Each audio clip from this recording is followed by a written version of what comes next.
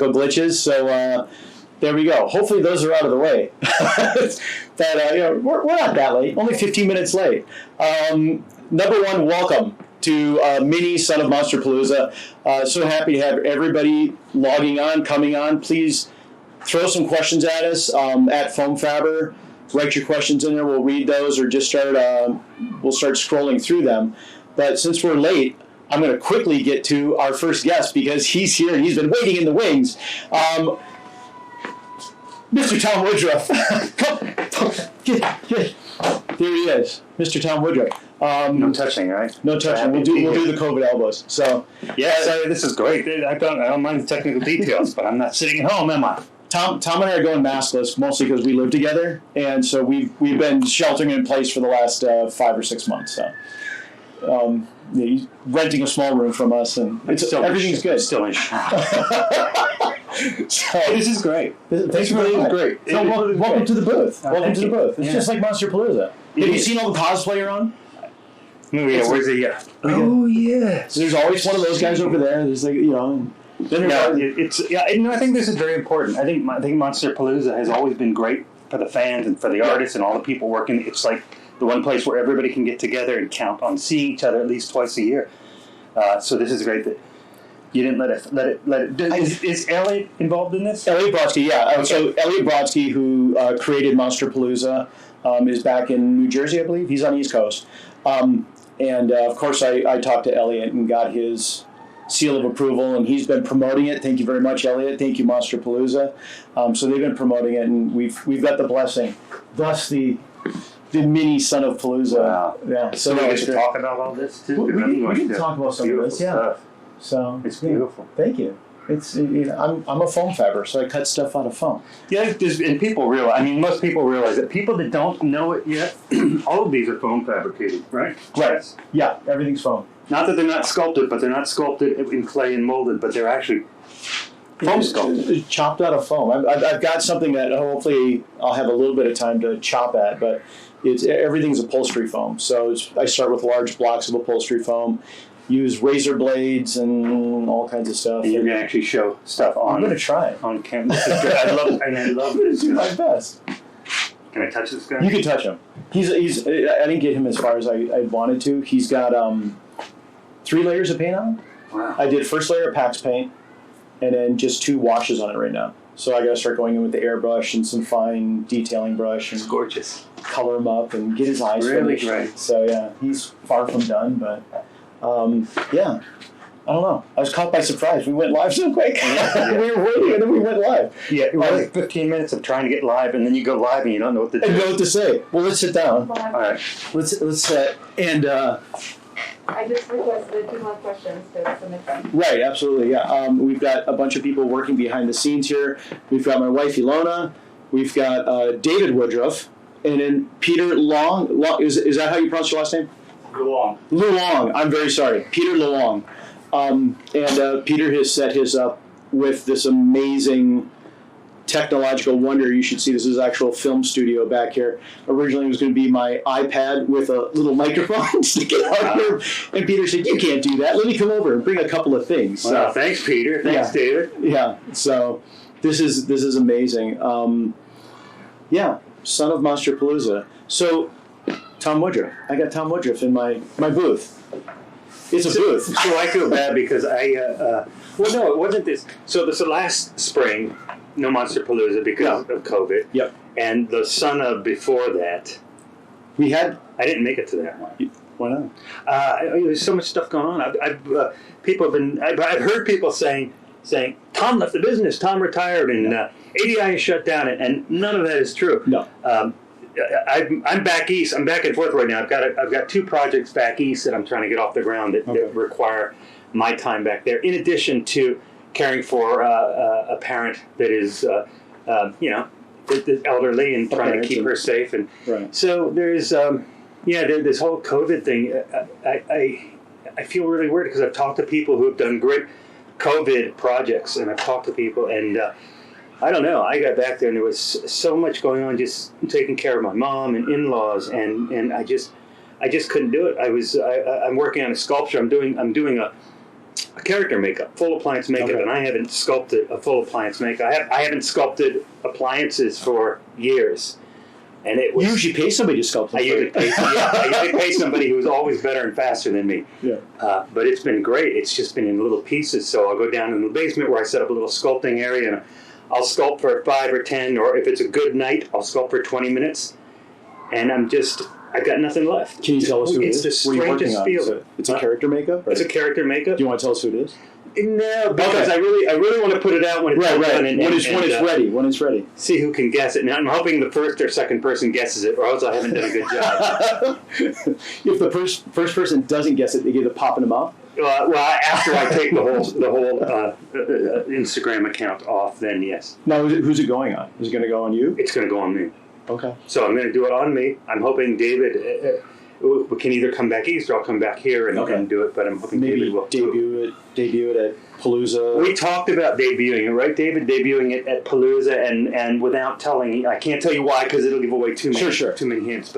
But yeah, no, it's been great. It's just been really hard for me to. I've suddenly I had all this free time dumped in my lap, and I've never had that before, and I didn't quite know how to deal with it. So I didn't. I just wasted time. And that's what's interesting. I mean, I know I slowed down a bit too because I was supposed to be at Monsterpalooza, and there was a lot more I was going to have done, and we all kind of slowed down. But I started ramping back up because it's like we can't sit around and do nothing. Right. You know, and this is the perfect time for everybody to start building, start making, and that's why I wanted to do this. I mean, originally this was supposed to be. I said to my wife, I said, let's do this on Saturday, and we'll do like a couple of hours, and I'm going to carve some foam and maybe take some questions. And I said, well, maybe we should do this from Friday as well. And Monsterpalooza is usually like Friday, Saturday, Sunday, so I'll do all 3 days. And then I started saying, maybe I should invite a couple of people. Oh, yeah. And then a couple of people turned into a list of 20 or so. So I think I'm going to be talking to people a lot more than I'm going to be carving foam. But at least we're going to be able to see this. Yeah. So, now, you're obviously not retired. ADI is not shut down. ADI is working. Is there anything you guys are working on right now, or we're finishing up a couple of small projects, and then we're sort of soft queuing up for a really cool project that we can't talk about. Of course not. No, I'm just here. Film industry. I'm here to talk about all the things that I can't talk about. Let's talk about this then. So, I mean, we all know you from ADI, Creature Suit guy. We all know the suits you've been in. Aliens. Aliens. Were you in Aliens? No. Alien 3. Alien 3. Which ADI did the effects for that. Right. So you were in one of those aliens. Obviously, the Alien versus Predator, Pumpkinhead. Going back. But then what? I think it's more fun to listen to, especially for people that are starting to get into this, and that's who I talk to a lot on Instagram.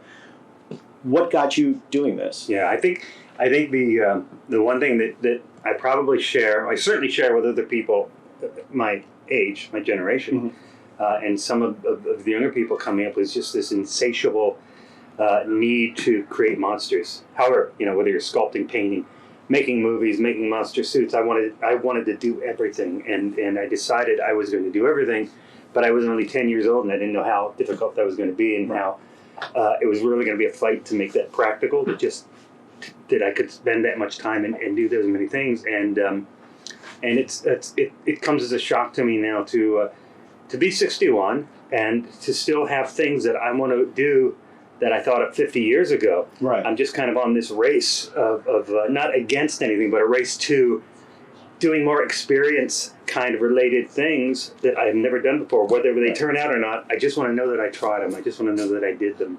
I've always got that thing that I came up with when I was 10 or 12 or something like that. And it's like, now that I know how to do what I do, it's like, oh, there's that thing I really wanted. Well, I mean, this is my Yoda is something, I saw Empire Strikes Back when I was a kid, and it's like, I always wanted to build a Yoda. I wanted to run around my hometown with a Yoda on my back, and it's like, I didn't know how to, I was trying at that time. I think it was maybe 12 or 13 when I came out. So I was drawing like mad and doing makeups on myself, and I just thought, I got to build a Yoda.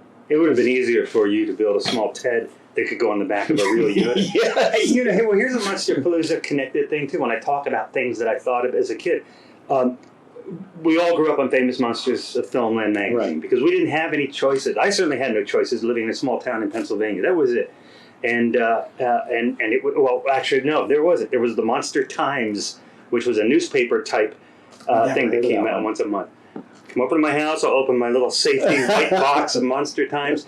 But I remember seeing an article in Famous Monsters of Filmland about Don Post Studios, who was the go-to cool place for monster masks back in the 60s and 70s. But they built this big King Kong figure for a wax museum. It was 12 and a half feet tall. Right. And in that one article, they showed how they designed it, the maquette was designed, the sculpture was made, the mold was made, they cast it up in polyfoam, they painted it, and they glued hair on it. And then at the end of the day, you have your own 12 and a half foot tall King Kong. And we lived back east in Pennsylvania, and I remember on a family vacation, my dad drove the family, we were going to Niagara Falls, and I said, oh, can we find this wax museum? And we went, and there it was, out in the lobby. The arms out like this. Yeah. The arms were sculpted like this. Right. I went and I just remember then thinking, I gotta get me one of those. And many years later, I used to run into Don Post Jr. From time to time. I saw him at a convention in New York, and I used to keep asking about the molds.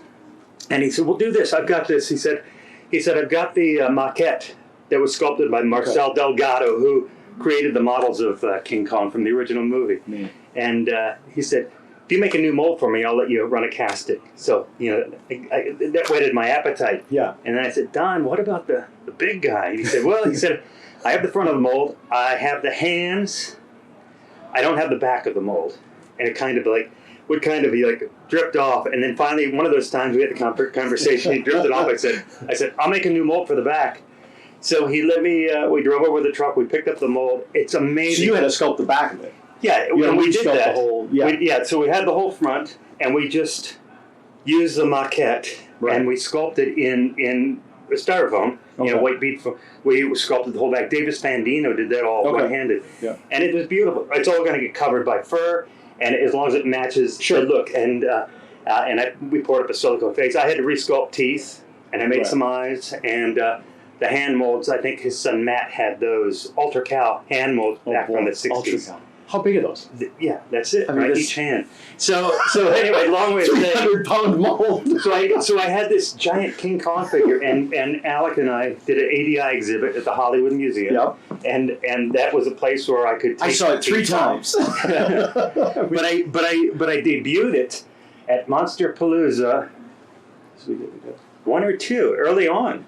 Okay. I saw it. Early on, Vern Langdon was still the host, and Vern Langdon was part owner of Don Post Studios, so he had worked on it. Tom Berman worked on it. John Chambers worked on it, and we hid it behind this sheer curtain, and we pulled it up, and Vern was all painted up green like a vampire, and it was just such a great moment. And Tom and Barry Berman came by to see it, and so that was where we debuted. So where's that now? It's now in the Hollywood Museum. Oh, still there? Yeah. Eventually, we'll go back east to where I'm not retired and where I'm not living full time.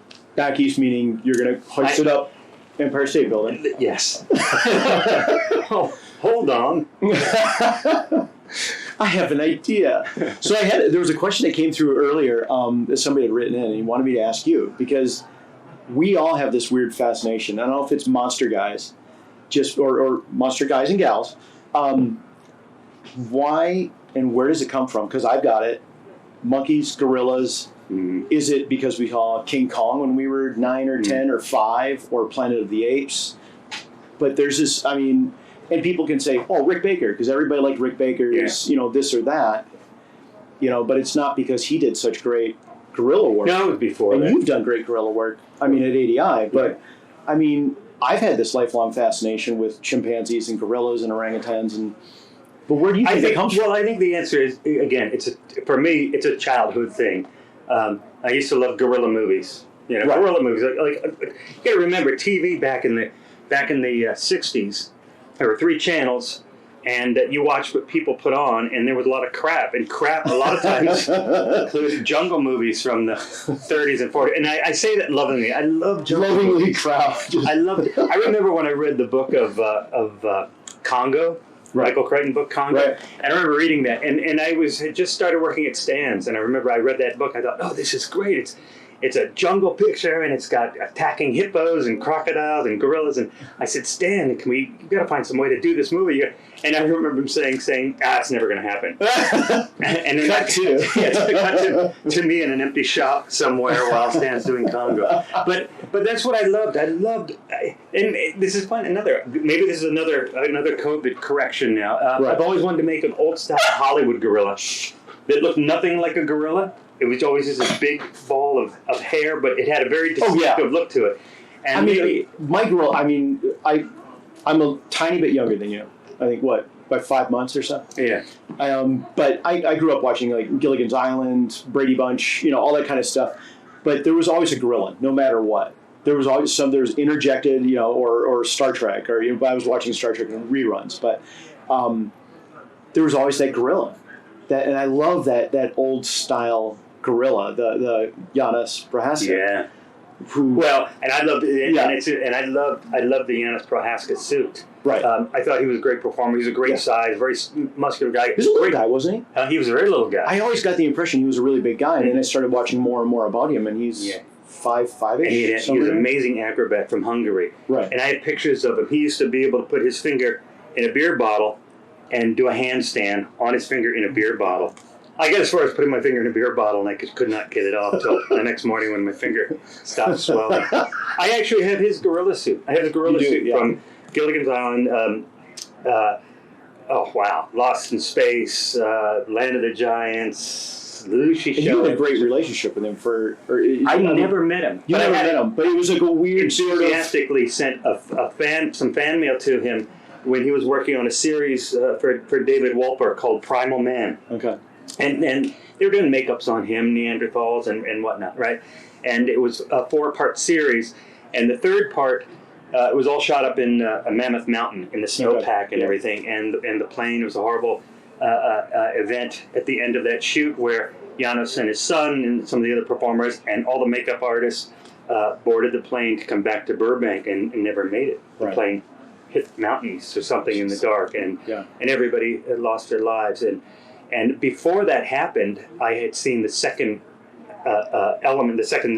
volume of Primal Man, and we were studying that period of time in high school. So I wrote a letter to TV Guide. TV Guide published an article. I wrote a letter to TV Guide. They sent it to Janis, and then in February, March, I got a letter from Janis and a stack of pictures, and I was at an age thinking, that's great. Just because of the fact that the guy took time to answer my letter, sort of, it made me feel kind of vindicated in my love for all of this stuff. So I never got to meet him, but he was certainly a inspiration. Back in the day when you could just write TV Guide and say, have them do the work. Please send my letter to Janis. Janis sent me a letter, and I returned it and said, please communicate via TV Guide. Right. That's what he said? No. It's not unlike, this is what, it kind of brings it around to the Monsterpalooza community and just monster people in general. Yeah. It's like, I look at the list of people that are going to come and visit over the next 3 days, and a lot of these people are people I've met over my last 30-something years in town.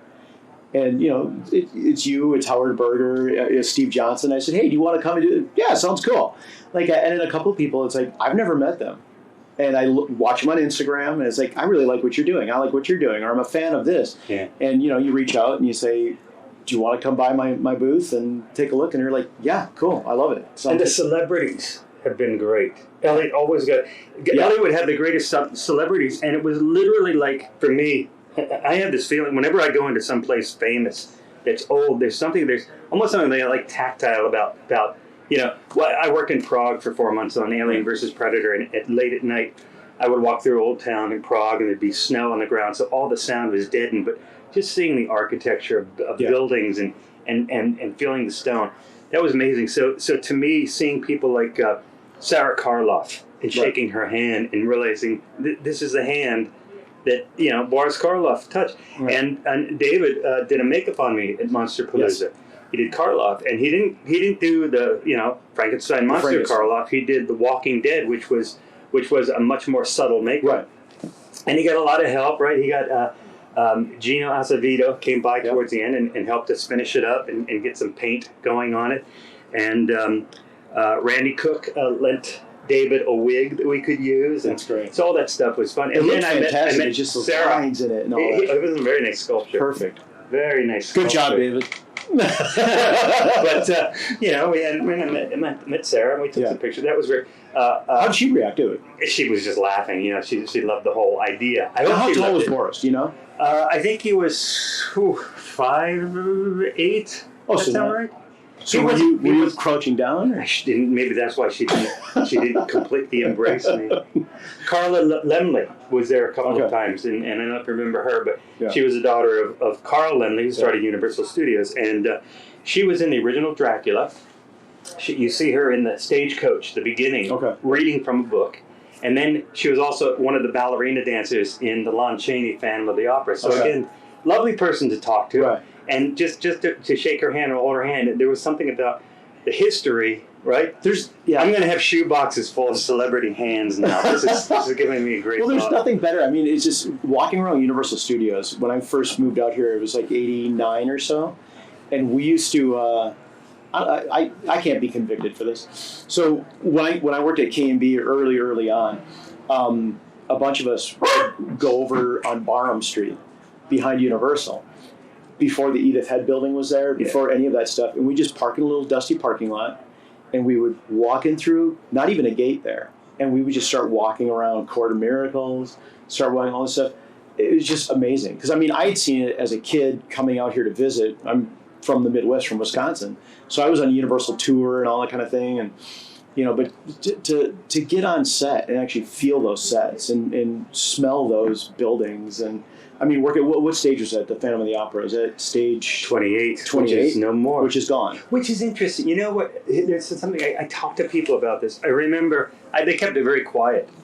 Because they didn't want a bunch of people writing a bunch of petitions and Universal needs to do its own financial thing. But that came down so fast, and it literally to me felt like part of the reason I loved being out here was being at Universal Studios or 20th Century Fox or Warner Brothers and seeing this place and recognizing it, and to lose to me what was arguably the crown jewel in the Universal backlot because that stage had survived that. I didn't realize till much later that the whole backlot had burned down a couple of times. Right. In the 70s, and then as recently as 10 years ago? Yeah, there was 2 big fires we had, and we'd lost a lot of the... So years before, when I would look at this overhead arch in Little Europe, and I would think, oh, Lon Chaney Jr. is the Frankenstein monster, carried the girl. It wasn't that, but it was somewhere there, so it's close enough. Yeah. But I remember when when I was working for Stan, and we were shooting an episode of Amazing Stories that Bob Zemeckis directed,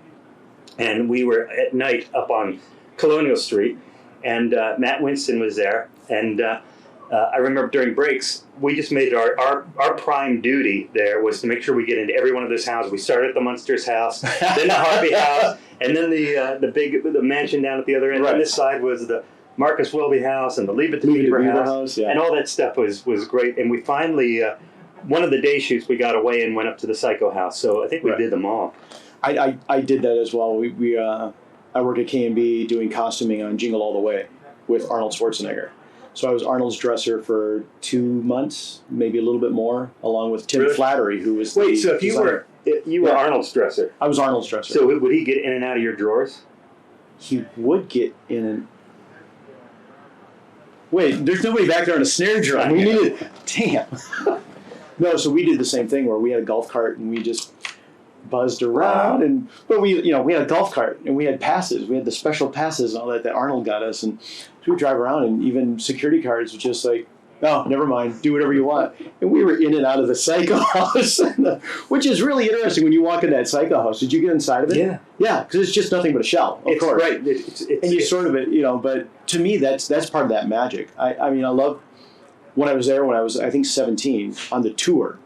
As a kid, coming out here right after graduation, my aunt brought me out here, went on the tour, saw the things from one side, and then I was out 2 more years later when I was 19, and I'm working on the back lot, and I'm dressing Arnold, or something like that, and driving my own golf cart around the back lot. People are taking pictures of me, and it's like, why? I'm just a rubber guy. It's pretty cool.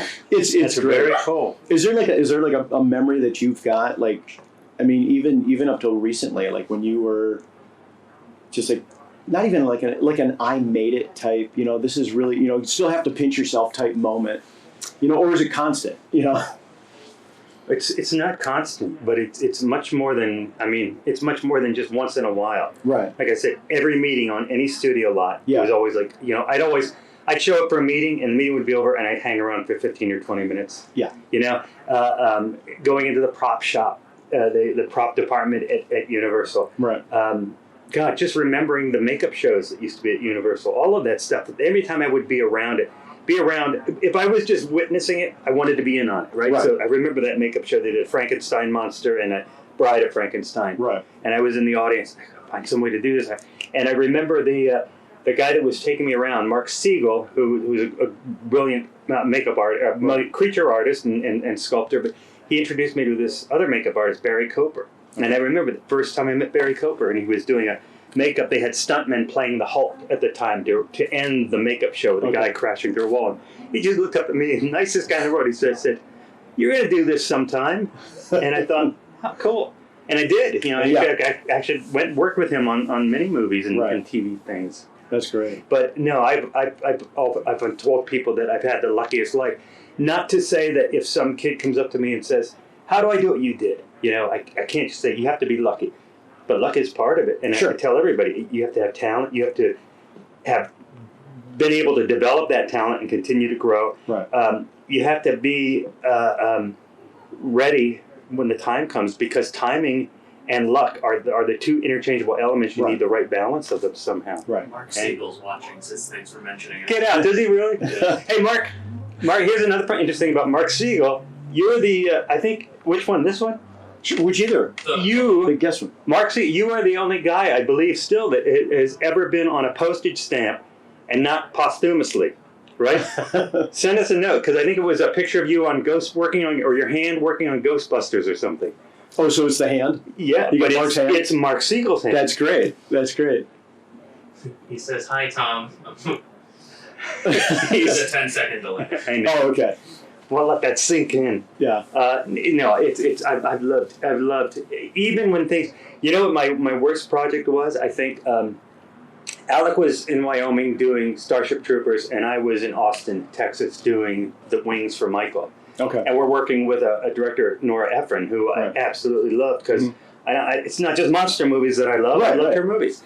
And she was very hard because she not knowing creature effects, she wanted, can John's wings open? And I'm thinking, well, if you had asked for that 2 months ago, yes. But we can attach rods. That was the plan. Right. And I just remember, I was miserable. I remember we get to the set out in this field at 6 o'clock in the morning, and I remember just standing there. We were waiting for the wind to stop, and thinking, looking at this guy's plowed field, and I was thinking, what would it be like to just come here every morning and plow a field and not worry about things screwing up? And but that was short-lived. Not having to move wings, not have to figure out how. And I'm sure. And then when Yancey Calzada and I were out there puppeteering John, I saw a farmer sitting up there on his tractor going, "I wonder what it'd be like." What did Mark? Yeah, he said he was. It was a picture of him sculpting the maquette of E.T. Oh, really? So great. Great. Sweet, you're saying E.T.'s dead? No, I'm saying the only way he can be on a stamp. I'm just saying the rest of you out there who want to be the first person to be on an actual U.S. postage stamp, forget it. It's been done. So it has an episode of, you know what I said? So it's an episode of Three's Company, if you want to look that up. Mark Siegel plays the artist, I think. I think he shows up with a portfolio. It was at ILM for the 20th anniversary special edition of E.T., a reference maquette for the CG artists who would do the digital puppet. Wow, see? I'm glad that Mark Siegel is watching, and because nobody else is asking questions. There's 43 people watching. Oh, Ella. Great. There's some good questions coming up? No. Come on, you guys, ask some questions. Because right now everybody's instant messaging Mark Siegel. Tell us more. Tell us more. Get on a stage. No, I've loved it all. I've absolutely loved it all. Do you remember a particular gag on set where, I mean, like the Michael wings, but that's relatively easy. It's like, let's get some rods on it and we'll hide and we'll do this or that.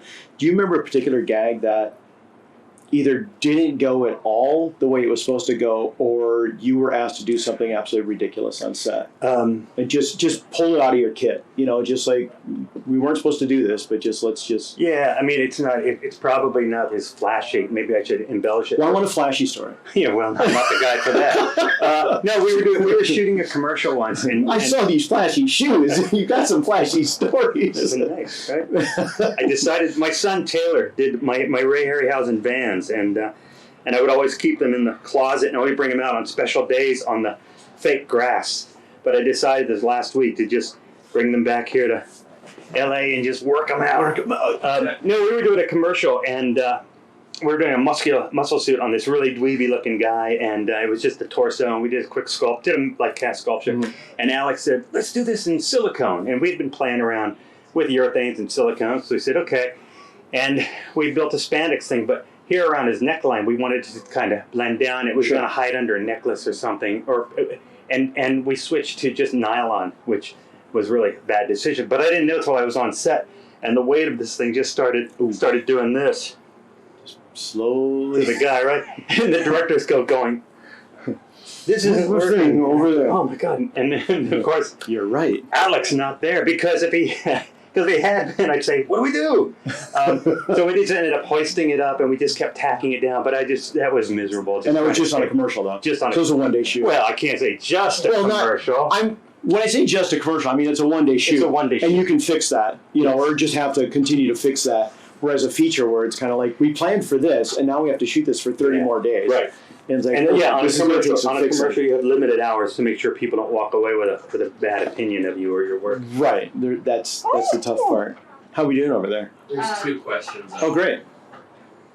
Well, one was asking if you're, does Tom plan to direct another picture after Fire City? Wow. For Tom? Now would be perfect, because it is after Fire City. Yes, absolutely, yes. That's I was trying to set up that whole... I want to go out the rest of my life still doing things I haven't done. I love directing Fire City. I would love to. I'd love to do it again. I'd love to do even a slightly different kind of genre or something. I know I'm kind of, what do they tell you now? Stay in your lane, bro. This is my lane. So, but I can get over on the shoulder, I think, a little bit. But yes, I absolutely. I want to direct. I'd love to direct some of the things I've written, and I actually. Which is, maybe it's a good way to say this is why I'm back east right now. So I do have a project. Back west. Back east. Well, back when east. I'm not here. That's my We're project. in the west. You're back in the east. And those are some of the projects that are going on there. And one of them involves writing and directing. So I'm hoping that will Okay. come to fruition. Why not? Indeed. Why not? Unless the people from that commercial say, don't go with him. Don't go with that guy. That guy cannot build bodies. And it's just are drooping down. It's terrible. Well, how long ago was that? Yeah. Probably like 25, 30 years? Yeah, yes, at least. Well, was it an ADI thing? Or was it was an ADI thing. Okay. Yeah. And you guys have been around for what now, 32? 35? 35 years? Yeah. 5 years with Stan, and then we started ADI in 88. Right. You do the math, kids. I was told there'd be no math today. Okay. Well, this is fantastic. Am I out of time? I don't know. I 10 think minutes. 10 minutes and I'm getting this. I'm getting this. I'm just saying, if you want to say goodbye properly and have some time to introduce your next guest, yes, now would be the time. We're supposed to say goodbye We don't properly. want to cut it and start again for... Right. Right, exactly. So I think now's the time to say goodbye. Still technical things going on. Yes, exactly. Okay. We're figuring it out. I'm glad I could be a part of it. I don't know how to say I'm glad you stopped by. I They're still do. talking behind the camera. Yeah, but not about us. Nobody's talking about us. Yeah. All right. Well, this. It is great you stopped by. I'm going to touch Thank you on you this so one. much. Thank you, Ted. And again, beautiful. Thank you so much. Beautiful work. There's more to come. Do I get to pick one? Yeah, whichever I think you know one. which one I'm going to pick. Although I love the coloring on the mutant. He's a lot of fun. And it's I keep saying I'm not a painter. Only because I don't like to paint and I'm very nervous painting, but I love the way the mutant came out. That was fun. Well, enjoy. It's so great that you did this, Thanks so much. and I'm hoping by. I can't say next Palooza is going to work, but maybe the next one after that. A year from now. We'll all be back A together. year from someday. now, we're all going to get together. All right. Thank you. In Burbank. Thank you you. so much, Tom. Thank you.